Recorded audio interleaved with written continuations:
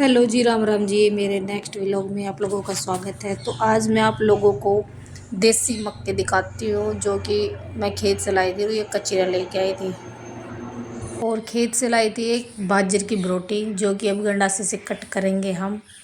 भैंस जिसके घर भैंस होती है उसको चारा डालने के लिए ये चीज़ें पॉसिबल होती है तो यूज होता है। तो सबके घर में जिनके घर में भैंस मिलेगी तो इसको गंडासा बोलते हैं। मोटर से भी चला सकते हैं, हाथ से भी चला सकते हैं, एज यू विश।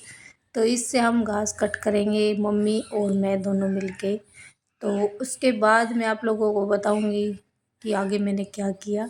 तो घास काट करने का प्रोसीजर यही होता है कि एक साइड से इसमें घास डालनी होती है और इस साइड से काटनी होती है। इसके दो फरसे बोलते हैं इसको, ये फरसे हैं तो ये लगे होते हैं, छोटे छोटे टुकड़ों में इसको काट देते हैं। तो इसका जो मम्मी जो गहरा लगा रही है, जो घास डाल रही है, इसको गहरा बोलते हैं। अगर उसको टाइम टू टाइम नहीं डाला तो वो टूट जाएगा और फिर रुक जाएगा। तो ये है मेरे देसी मक्के। आज मैं लाई बच्चों के लिए कुछ अलग, क्योंकि हमारे टाइम में मम्मी, जब हम छोटे थे तो मम्मी हमें ये खिलाती थी देसी मक्का बोल के। तो ये इसको बोलते हैं बाजरे का शिट्टा, जो कि आज मैं इनको चूल्हे पे ही भून के दिखाऊंगी।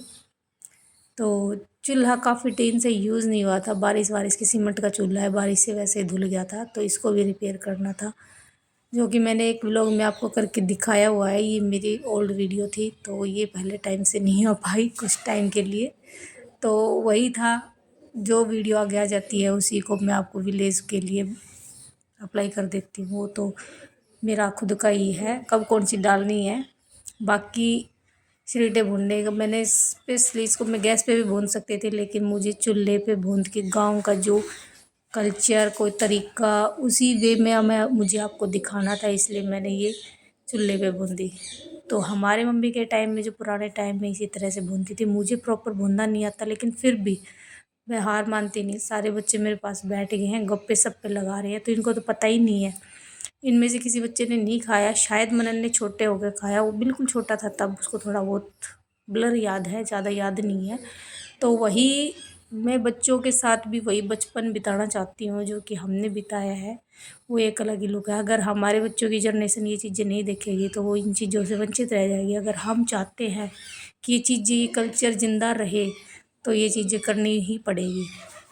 चूल्हे चक्की जो भी चीज़ें हैं ना वो रखनी चाहिए। आजकल ये चीज़ें बहुत कम मिलती है। लोग बाग देखने के लिए स्पेशल पैसे लेके देखने जाते हैं पुराने टाइप की चीज़ों को। तो इसलिए मैं चाहती हूँ कि मैं अपने घर में ये चीज़ें रखूँ ताकि मेरे बच्चे देखें और आगे तक ही चलती रहे। तब तक मैं हूँ तब तक मैं ये चीज़ें रखूँगी और जो देसी स्टाइल है उसी देसी स्टाइल में ये चीज़ें यूज़ करूँगी, ताकि बच्चों को रिमाइंड रहे कि हाँ, हमारी मम्मी ऐसे करती थी, हमारी मम्मी ऐसे करती थी। क्योंकि आजकल चूल्हे का यूज़ बहुत ही कम होने लग गया, बहुत कम। और कुछ नहीं तो हमारे भी बहुत कम होता है, हम रोटियां वगैरह तो बनाते ही नहीं है। देख लो चूल्हे की कंडीशन कैसी है, कोई यूज़ ही नहीं करता। तो वही कल्चर ज़िंदा रखना है मुझे। तो मैंने आग जला ली है और ये जो बाजरे की रोटी है इसको भून दिया। मैंने बच्चों को पटाया है कि आज मैं देसी मक्का खिलाती हूँ अब लोगों को, तो देसी मक्का ही समझ लो इसको। तो इसको भून के, अभी गर्म है, हाथ जल रहा है तो मुझे अच्छे से, इसको मोड़ना बोलते हैं, मुझे अच्छे से मोड़ना भी नहीं आता। तो जैसा है वैसा मैं करूँगी बच्चों के लिए। और सारे बच्चे मुझसे बहुत प्यार करते हैं, मेरे आसपास बैठ जाते हैं चारों के चारों बच्चे। जो भी उनको कुछ भी बनवाना हो, कुछ भी कराना हो तो मेरे पास ही आते हैं भागे हुए। तो इन चीज़ों के लिए मुझे बहुत अच्छा लगता है बच्चों के साथ इस तरह से टाइम स्पेंड करना। तो वही बोलते हैं ना, अगर बच्चों के साथ अभी टाइम स्पेंड नहीं करोगे तो फिर ज़िंदगी में कभी नहीं कर सकते, क्योंकि बड़े होने के बाद हम कौन सा किसी को टाइम दे पाते हैं। तो वही बात है, अपने बच्चों के साथ फुल टाइम स्पेंड कीजिएगा। यही टाइम है, इसी टाइम आप जी सकते हो बच्चों के साथ, उनके बचपन उनके साथ।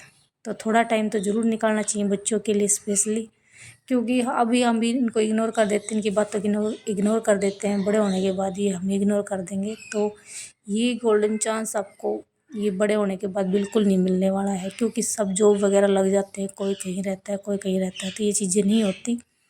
तो ये एक अपनी मेमोरी बन जाती है, तो ये चीज़ें होनी भी चाहिए।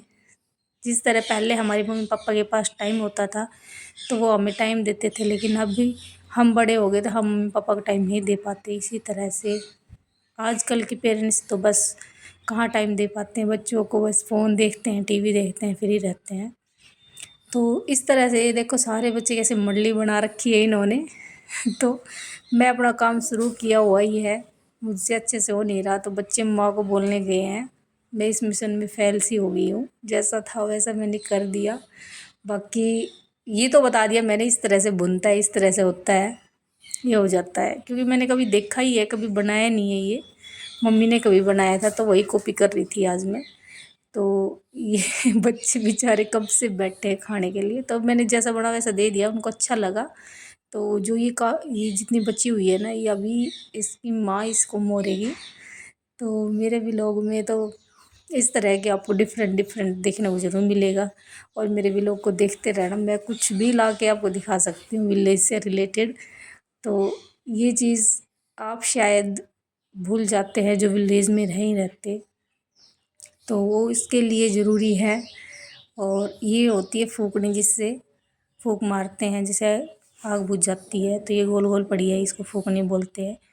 तो अब सब मेरे से भी रोटियां नहीं बनती एक्चुअल में, तो हैबिट छूट गई है। तो इस बार तो मौका नहीं मिला, नेक्स्ट टाइम कभी मौका मिलेगा तब ज़रूर चूल्हे पे रोटी बना के दिखाऊंगी आप लोगों को, जब भी मौका मिलेगा। तो इसके जो साड़ू होते हैं ना, इसको निकालना होता है, वरना गले में फंस जाते हैं। तो फाइनली माँ ने अपनी पोजीशन संभाल ली है। वाह, माँ को पूरा आता है तरीका, हमेशा से करती आई है ना। तो माँ को देखो इस तरह से करते हैं, मुझसे तो इस तरह से हुआ ही नहीं। तो चलो लेते हैं आप लोगों से विदा, बने रहिए इसी तरह मेरे नेक्स्ट व्लॉग के लिए, आप भी खा लीजिए, लेते हैं आप लोगों से ब्रेक। Bye, take care.